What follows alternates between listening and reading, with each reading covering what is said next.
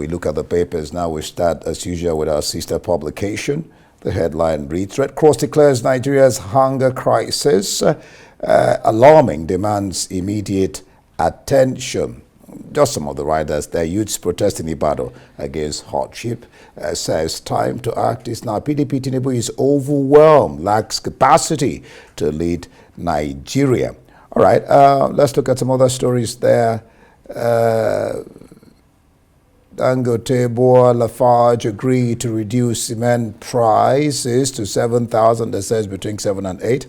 After meeting with the federal government, lament rising gas rates, import duties, and others. They also included the question of roads. Well, Shehu Sani at the topmast, state police is mirage, recipe for anarchy. That's the way he sees it. He says it will be used by governors to persecute opposition, harass non-indigenes, and elections, rig elections, and so on and so forth. Naira hits new low, dips at official market to 1,598. That's almost 1,006. Declines at parallel market to 1,730. That's for this day. The Nigerian Tribune has a very busy front page this Tuesday morning, but it's laden with manufacturers agreeing with the federal government to slash the price of cement. Companies list conditions, say product won't sell more than 8,000 naira. That's the Nigerian Tribune for you. All right, the Punch says Labour mobilizes for protest. Tanker drivers strike triggers fuel queues. Let's see some of the other stories. EFCC detains ex-Kwara Governor Ahmed over alleged 10 billion naira fraud. Aso Villa, DHQ, CBN face disconnection. I mean, this is I don't know how to describe this. Over 47 billion naira debt. That's against to NEPA, to PHCN. Senate asks FIRS to suspend 17 trillion tax waivers. The leadership also has that story about the 47 billion naira debt. AEDC, which is the Abuja Electricity Disco, is threatening to disconnect Aso Rock and 85 others. It's a long list. If you did not know, government is the biggest debtor. But the biggest story on the front page of the leadership this morning is that of hardship. No end in sight as protest continues. We are hungry, tired, or your residents cry out. More Nigerians flee country. Labour mobilizes for nationwide protests next week. These and many more you can find in a copy of the leadership. All right, let's look at sports for sports-loving fans of the program. Sports Sponge Extra. Niger boys, high-flying Adebayo of Luton Town. Also Luton Town confirm availability for the Eagles. This will be quite interesting. Champions face Bees test. Man City versus Brentford. Osimhen may play 50 minutes against Barca. Spaniards eye 6th San Siro. And Onyeka Basi best tacklers at AFCON. They're playing for Premier League side. And Salah may not be available for the EPL final. Havertz releases goal scoring form. And Devils, that's Man U, still fragile. Ten Hag. The Sassy fires Chelsea teammates warning. The Nigerian Guardian says the federal government has granted 4 trillion naira tax credit in 5 years as inflation threatens scheme. They have a further breakdown on the front page there. Let's quickly look at some of the other stories. A very disturbing one coming from the OAU, that's the Obafemi Awolowo University in Ibadan. They say there's panic on campus as lion kills zookeeper, injures another. I saw the video, it was very distressing, and they had to put down the lion. EFCC agrees Kwara ex-governor for alleged financial impropriety. Zulum sacks IDP camp boss for wash facilities diversion. Protests over hardship spreads to Oyo as 26 million Nigerians grapple with hunger. And that's a report from the International Red Cross. All right, let's take a peep into what the foreign papers are saying on their front pages. We start with The Guardian, just where This was dropped on the Nigerian scene. The Guardian International, Stand With Me. I think that's a song I've heard somewhere. Yulia Navalnaya vows to continue husband's fight, Alexei.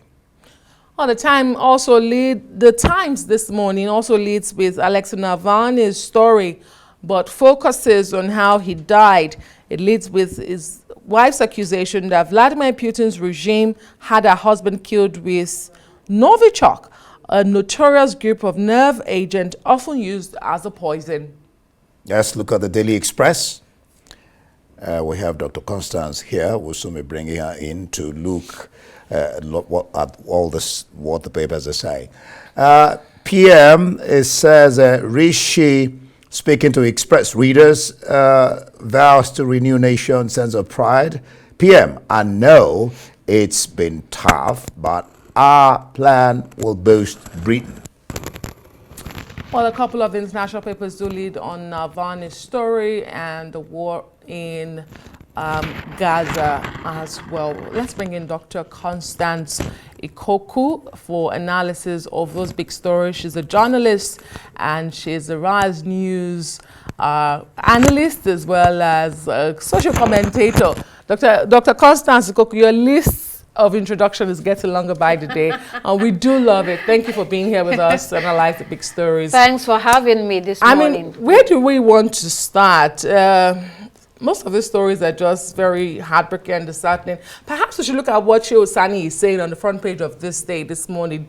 After state police conversation last week between President Bola Tinubu and the governors, where they seem to be on the same page for the very first time, former lawmaker Shehu Sani is saying that it's a mirage and a recipe for anarchy. What do you think? Yes, Adesua, thanks for introducing that story. You see, it's a critical story for Nigeria. State police is a debate that has been on for at least 15 years in Nigeria. And I think the discourse stems from the belief that we practice a very warped system of federal government, where the center has extensive powers, thereby suffocating the regions or the federating units, if you will. So the argument is that policing is local. The federal government has proved to be unable to manage a lot of the crises that we face. So why not allocate more resources to the state governments, and the policemen can be drawn from the community where they come from, where they speak the language, they are aware of the area, people confide more in them, and then, you know, you do a better job. Proponents say, you know, this is the way forward, but there are people that are afraid, like Shehu Sani and many other Nigerians, who have expressed concern that this may be abused by politicians, especially state governors who act as emperors. And the instructive thing at this one is that President Bola Tinubu was a proponent of state police when he was governor of Lagos State. So it's interesting that this is being considered under his presidency. It's not surprising at all, because he has wanted to go along it's in with his this manifesto, the Renewed Hope agenda. Yes. So the point then is, whatever we've been doing has not worked. Maybe it's time to try something different. All right, let's look at the front page of the Leadership newspaper. Two stories stand out there. It says, truck owner strike minister intervenes as fuel queues build up. And then hardship, no end in sight as protest continues with two riders that I will read out. We're hungry, tired, or your residents cry out. Labour mobilizes for nationwide protest. Next week, someone says you can't beat a child and tell her not to cry. That's a good one. You cannot be the child and ask them not to cry. So the protests have been popping up in a couple of states, and it's not unfair for people to demand improved standards of living, especially in this time where the prices of food are going through the roof.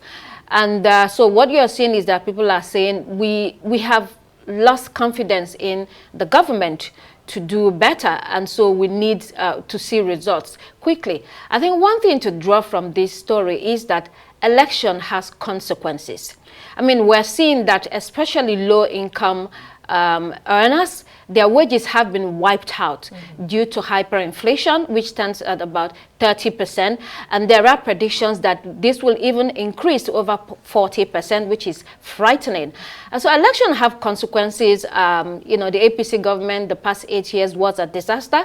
We are in another APC government. There's no sympathy for this government. So I think that there is a lot of work to be done. I sense more trouble. You know, it's not going to be easy. I think that the government needs to do more. How would protest help that? You said there's a lot to be done. How Well, would protest help that? Well, when you say, you just said that you cannot beat a child and expect them not to cry, people will continue to express displeasure with the biting hardship on their lives. You know, it's the staple of a democracy. If you do not say something, then the government doesn't understand how deep the crisis is. So, you know, people will continue to express their mind. And you cannot stop that. Yeah. A sense of urgency to understand the plight of the people. When you say there's problem, I mean, if you look at the front pages this morning, there's a recurring story, and the Nigerian Tribune made it its lead story.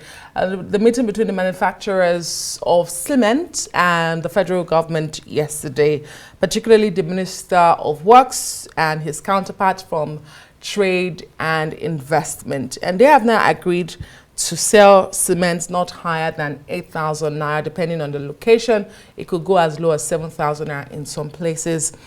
The consequences of this, Dr. Ikoko, when you have cement prices skyrocketing. I saw a funny video, well, perhaps not funny, and someone was making a comparison between the thickness of cement that were produced months ago and the thickness of what we have now. The margin is a lot.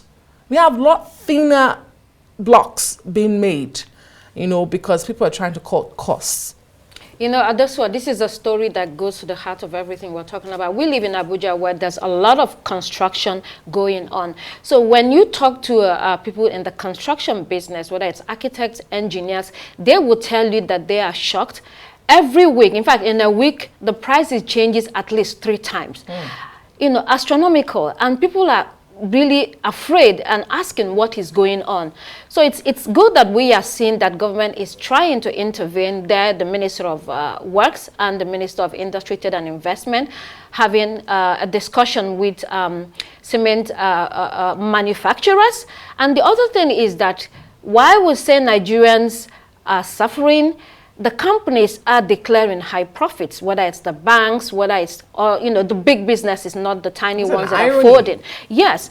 So the fact that they are discussing and saying the prices have to be 7,000 to 8,000 is good. The thing is, will you be able to manage all of the distributors? Some distributors might not sell at that price. And for how long can you stop them from, you know, increasing prices? So that's what we're going to see over the next couple of months, how this works out. Let's look at the Guardian, talking about infrastructure, road development, actually, what the Guardian paper is saying. FG is granting 4 trillion tax credit in 5 years as inflation threatens scheme, and right on there it says inflation may slow that pace.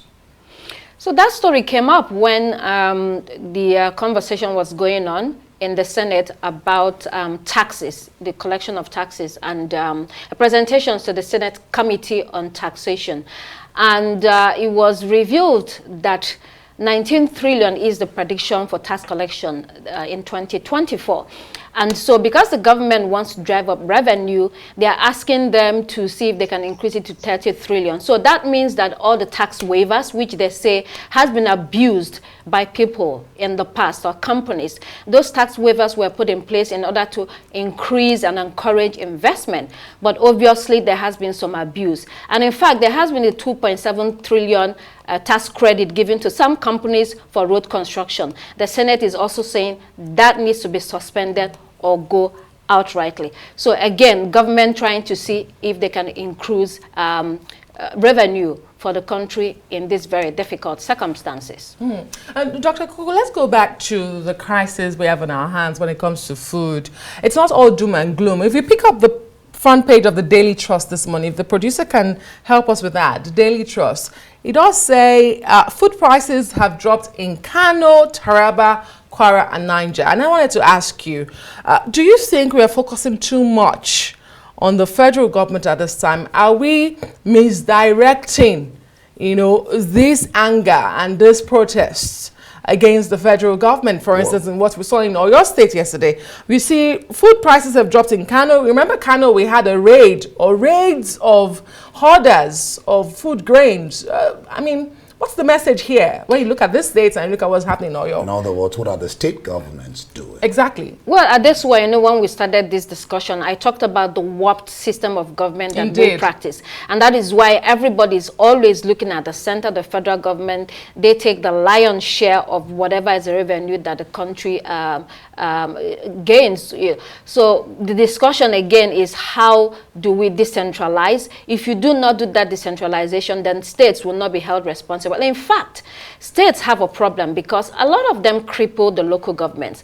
The funds that belong to the local governments, which is closer to the people, they hijack them. That's a problem. So if you, try, to review the system and see that we practice a truly federal system of government, then I think that it will get better. And then politicians themselves have to behave properly and say, what, we are being appointed or elected to be accountable to the people, so we need to do the right thing. Yes, not only federal government, but if you do not reduce the powers of the federal government, this over-centralization and focus on them will continue. I hope you're not making excuses for the state governments. They can still do something before the federal. You can't fold your hands and say, considering that they are receiving more money, Dr. Ikoko. Yeah. The federal allocation to them has increased. Yeah, but let's just a quick one. The international scene, The Guardian, it says, stand with me. Yulia Navalnaya vows to continue her husband's fight. Lula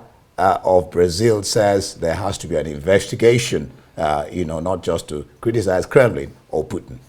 Quick disclaimer, I am not standing for state government. They should do their jobs. Yes. Anyway, to Russia, yes. So this story, we see that Alexei's wife has been very brave.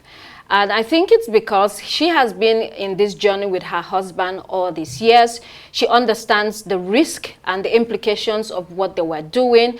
She seems to be a fighter herself and is asking Russians to back her and to continue the fight. It's unlikely that this will happen, that Russia would change in the medium to long term. Putin seems to have a total grip on the country. But I think there are people that do things out of conviction, and Alexa and his wife, I think they knew that at some point it might cost a life, and they decided to go on with their convictions. If you're not ready to die for anything, then you will stand for anything. I think a lot of people understand that. A tragic story, it's unfortunate, but I think she will continue to be who she was, and wants to see a free Russia. We don't know when that will happen. We'll watch and see. Indeed, and at the moment she does have the support of the West and some world leaders who are calling for, justice to be done. Thank you so much, Dr. Constance Ikoko. We always appreciate your time here on Daybreak.